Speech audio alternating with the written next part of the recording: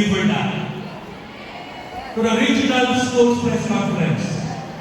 Because being on top is your passport, is your passes to the National Schools Press Conference, which will be held in Ilocos.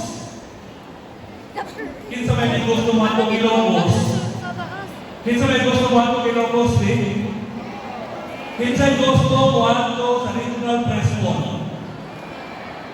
Kinsa taas mo?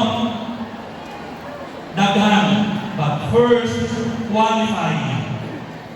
Make and do your best in this conference.